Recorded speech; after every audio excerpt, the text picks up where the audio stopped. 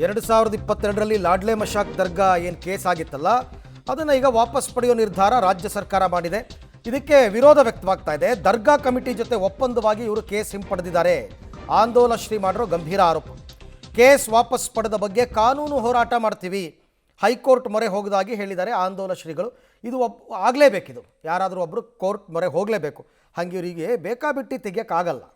22ರಲ್ಲಿ ಆಳಂದ್ ಪಟ್ಟಣದ ಲಾಡ್ಲೆ ಮಶಾಕ್ ದರ್ಗಾದ ಆವರಣದಲ್ಲಿರುವಂಥ ರಾಘವ ಚೈತನ್ಯ ಶಿವಲಿಂಗಕ್ಕೆ ಮಾರ್ಚ್ 1 ಶಿವರಾತ್ರಿ ಪೂಜೆಗೆ ತೆರಳಿದಂತಹ ಜನಪ್ರತಿನಿಧಿಗಳು ಮತ್ತು ಪೊಲೀಸ್ ಅಧಿಕಾರಿಗಳು, ಜಿಲ್ಲಾಧಿಕಾರಿಗಳ ಮೇಲೆ ಅಲ್ಲಿಯ ಮುಸ್ಲಿಂ ಗೂಂಡಾಗಳು ಕಲ್ಲು ತೂರಾಟ ಮಾಡಿ ಪೊಲೀಸರ ಮೇಲೆಯೂ ಕೂಡ ದಾಳಿ ಮಾಡಿ, ಸುದ್ದಿ ಮಾಡಲು ಹೋದಂತಹ ವರದಿಗಾರರ ಮೇಲೆಯೂ ಕೂಡ ದಾಳಿ ಮಾಡಿ ಕ್ಯಾಮ್ರಾ ಕಸ್ಕೊಂಡು ಹೋದಂತಹ ಉದಾಹರಣೆಗಳು ಸಾಕಷ್ಟಿದ್ದಾವೆ. ಮತ್ತು ನಾವೇನಾದರೂ ಪೂಜೆಗೆ ಹೋದರೆ ನಮ್ಮನ್ನು ಹತ್ಯೆ ಮಾಡುವ ಉದ್ದೇಶದಿಂದ ಕೈಯಲ್ಲಿ ಖಡ್ಗ, ಬಡಿಗೆಗಳು ಮತ್ತು ಛಾವಣಿ ಮೇಲೆ ಕಲ್ಲುಗಳನ್ನು ಹಾಕಿ ದಾಳಿಗೆ ಸಿದ್ಧರಾಗಿರುವಂಥ ಒಂದು 7 ಪ್ರಕರಣಗಳು ಇವತ್ತು ಆಳಂದ್ ಪೊಲೀಸ್ ಠಾಣೆಯಲ್ಲಿ ದಾಖಲಾಗಿತ್ತು.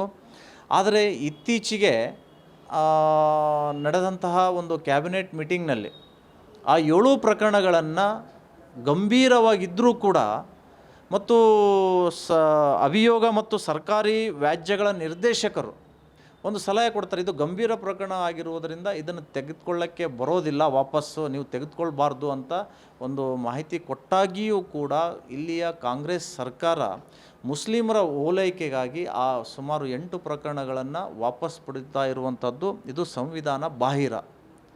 ಜಿಲ್ಲಾಧಿಕಾರಿಗಳು ಮತ್ತು ಪೊಲೀಸ್ ವರಿಷ್ಠಾಧಿಕಾರಿಗಳ ಮೇಲೆ ದಾಳಿ ಮಾಡ್ತಾರೆ ಅಂದರೆ ಇದು ದೇಶದ ವಿರುದ್ಧ ಯುದ್ಧ ಸಾರಿದ ರೀತಿಯಲ್ಲಿ ಇದು ಎಲ್ರಿಗೂ ಕೂಡ ಗೊತ್ತಾಗುತ್ತೆ. ಇಂತಹ ಗಂಭೀರ ಪ್ರಕರಣಗಳನ್ನು ಇವರು ವಾಪಸ್ ಪಡೆಯುವುದರ ಮುಖಾಂತರ ಮುಸ್ಲಿಂ ಗೂಂಡಾಗಳ ಹಿಂದೆ, ದಾಳಿಕೋರರ ಹಿಂದೆ ಕಾಂಗ್ರೆಸ್ ಸರ್ಕಾರ ಇದೆ ಅನ್ನುವುದನ್ನು ಕಾಂಗ್ರೆಸ್ ಸರ್ಕಾರ ಮತ್ತೊಮ್ಮೆ ಸಾಬೀತುಪಡಿಸಿದೆ. ಇದು ಅತ್ಯಂತ ಖಂಡನೀಯವಾಗಿರುವಂಥದ್ದು. ಚಿತ್ತಾಪುರ್ನಲ್ಲಿಯೂ ಕೂಡ ಪೊಲೀಸ್ ಠಾಣೆಯ ಮೇಲೆ ಗೋ ಹಂತಕರು ಕಲ್ಲು ತೂರಾಟ ಮಾಡಿದರು. ಅದನ್ನು ಅಲ್ಲಿಯ ಪ್ರಿಯಾಂಕಾ ಖರ್ಗೆ ಮುತುವರ್ಜಿ ವಹಿಸಿ ಆ ಕೇಸನ್ನು ವಾಪಸ್ ಪಡೆದಿದ್ದರು. ಆದರೆ ನ್ಯಾಯಾಲಯ ಅದಕ್ಕೆ ತಡೆಯಾಜ್ಞೆ ಕೊಟ್ಟು ಆ ಸಚಿವರಿಗೆ ಮುಖಭಂಗ ಮಾಡಿದೆ. ಈ ಸಂಪೂರ್ಣ ಆಳಂದ್ ಪ್ರಕರಣಗಳನ್ನು ವಾಪಸ್ ಪಡಿಬೇಕಾದರೆ ಸ್ಪೀಕರ್ UT ಖಾದರ್, ಸ್ಥಳೀಯ ಶಾಸಕ BR ಪಾಟೀಲ್ ಮತ್ತು ಪ್ರಿಯಾಂಕಾ ಖರ್ಗೆ ಅವರ ಒತ್ತಡದಿಂದಲೇ ಈ ಎಲ್ಲ ಕೇಸ್ಗಳು ವಾಪಸ್ ಪಡೆದಿದೆ. ಇದು ಪ್ರಜಾಪ್ರಭುತ್ವದ ವಿರೋಧಿ ಕೃತ್ಯ ಆಗಿರುವುದರಿಂದ ಶಿವಸೇನಾ ಪಕ್ಷ ಅದನ್ನು ಉಗ್ರವಾಗಿ ಖಂಡಿಸುತ್ತೆ. ನೋಡಿ, ಯಾವುದೇ ಪಕ್ಷ ಇರಲಿ ಮುಸ್ಲಿಮರಿಗೆ ಮನ್ನಣೆ ಕೊಡುವಂಥದ್ದಾಗಬೇಕು. ಅಲ್ಲಿ ಅವರಿಗೆ ಮನ್ನಣೆ ಸಿಗಲಿಲ್ಲ ಅನ್ನೋದಾದರೆ, ಅವರಿಗೆ ಬೇಡಿರುವಂಥ ಆ ಟಿಕೆಟ್ ಸಿಗಲಿಲ್ಲ ಅನ್ನೋದಾದರೆ ಅದು ಯಾವುದೇ ಪಕ್ಷ ಇರಲಿ ಅದಕ್ಕೆ ವಿರೋಧವಾಗಿ ನಿಂತ್ಕೊಂಡು ಅವರು ಹೋರಾಟ ಮಾಡ್ತಾರೆ. ಅದರ ಪರಿಣಾಮನೇ ಇವತ್ತು ಅಲ್ಲಿ ಮುಸ್ಲಿಂ ಅಭ್ಯರ್ಥಿಗೆ ಟಿಕೆಟ್ ಸಿಗಲಿಲ್ಲ ಅನ್ನೋ ಕಾರಣಕ್ಕಾಗಿ ಸುಮಾರು 20,000 ಮತಗಳು SDP ಆಗೋಯಿತು.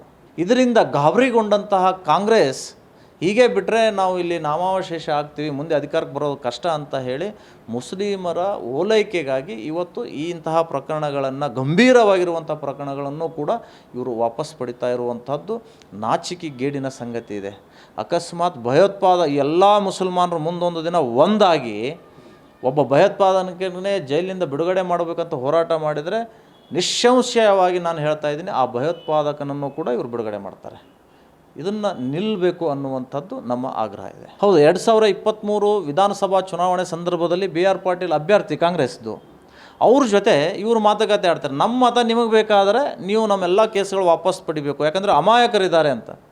ನೋಡಿ, ಇವತ್ತು ಪ್ರತಿಯೊಂದು ಚಾರ್ಜ್ ಶೀಟ್ನಲ್ಲಿ ಉಲ್ಲೇಖ ಆಗಿದೆ, ಎಲ್ಲವೂ ಕೂಡ ಊಹಾಪೋಹದಿಂದ ಅಲ್ಲ ಅಥವಾ ಕಾಲ್ಪನಿಕ ಅಲ್ಲ. ಅಲ್ಲಿ ಅಳವಡಿಸಿದಂಥ CC ಕ್ಯಾಮ್ರಾದ ದೃಶ್ಯಾವಳಿಗಳಿಂದ ಚಾರ್ಜ್ ಶೀಟ್ ಅಲ್ಲಿ ಸಬ್ಮಿಟ್ ಆಗಿದೆ ನ್ಯಾಯಾಲಯಕ್ಕೆ. ಹೀಗಿದ್ದಾಗಿಯೂ ಕೂಡ ಕಾಂಗ್ರೆಸ್ ಸರ್ಕಾರದ ಅಲ್ಲಿಯ ಶಾಸಕರ ಒತ್ತಡದ ಮೇರೆಗೆ ಸ್ಪೀಕರ್ ಅವರು ಒತ್ತಡ ಹಾಕಿ, ಗೃಹ ಇಲಾಖೆಗೆ ಒತ್ತಡ ಹಾಕಿ ಈ ಕೇಸನ್ನು ವಾಪಸ್ ಪಡೆದಿದ್ದಾರೆ. ನಾವು ಮಾತಾಡ್ತಿರೋದು ಇದು ಸಾವರ್ಕರ್ ಸರ್ಕಾರ ಅಲ್ಲ, ಅಂಬೇಡ್ಕರ್ ಸರ್ಕಾರ, ಇದು ಬಸವ ತತ್ವದ ಸರ್ಕಾರ ಅಂತ ಹೇಳ್ತಾರೆ. ಬಸವ ತತ್ವ, ಅಂಬೇಡ್ಕರ್ ಸರ್ಕಾರ ಹಿಂಸೆ ಮಾಡಲಿಕ್ಕೆ ಪ್ರಚೋದನೆ ಕೊಡುತ್ತಾ? ಇದು ಯಾವ ನ್ಯಾಯ ಇದು? ಇದನ್ನು ಹೇಳಬೇಕು. ಬಾಯಿ ತೆಗೆದರೆ ಸಂವಿಧಾನದ ಪಾಠ ಹೇಳುವಂಥ ಉಸ್ತುವಾರಿ ಕಲಬುರಗಿ ಮಂತ್ರಿ ಪ್ರಿಯಾಂಕಾ ಖರ್ಗೆ ಅವರು ಬಾಯಿ ತೆಗೆದರೆ ಸಂವಿಧಾನದ ಪಾಠ ಹೇಳ್ತಾರೆ. ಇದ್ರ ಬಗ್ಗೆ ಯಾಕೆ ಮೌನ ವಹಿಸಿದ್ದಾರೆ? ಇವರೆಲ್ಲರೂ ಸೇರಿ ಮುಸ್ಲಿಂ ಮತಗಳು ವಿಭಜನೆ ಆಗಬಾರ್ದು ಅನ್ನುವ ಕಾರಣಕ್ಕಾಗಿ ಅವರ ತುಷ್ಟೀಕರಣಕ್ಕೆ ಈ ಒಂದು ಕೇಸನ್ನು ವಾಪಸ್ ಪಡೆದಿದ್ದಾರೆ.